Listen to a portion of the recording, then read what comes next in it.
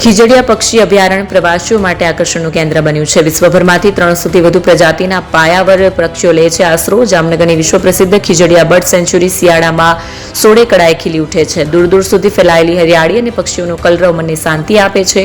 આ અભયારણ્યમાં પક્ષીઓની 300થી વધુ પ્રજાતિઓ જોવા મળે છે. આ યાયાવર પક્ષીઓ Afghanistan, Europe, Africa, Iran, Iraq અને સાઇબેરિયા જેવા દેશોમાંથી હજારો કિલોમીટરની મુસાફરી કરીને અહીં આશ્રય લે છે. જામનગરથી માત્ર 12 કિલોમીટર દૂર આવેલું આ પક્ષી અભયારણ્ય લગભગ 6.5 ચોરસ કિલોમીટરના વિસ્તારમાં ફેલાયેલું છે.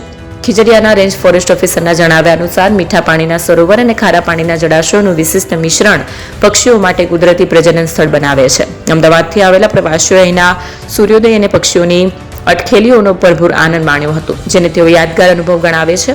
દર વર્ષે લાખો પ્રવાસીઓ અહીં વિવિધ પક્ષીઓ અને વન્યજીવો નિહાળવા આવતા હોય છે. ખીજડીયા બર્ડ સેન્ચ્યુરી પ્રકૃતિના સૌંદર્ય અને જીવસૃષ્ટિની સમૃદ્ધિનું એક જીવંત ઉદાહરણ છે.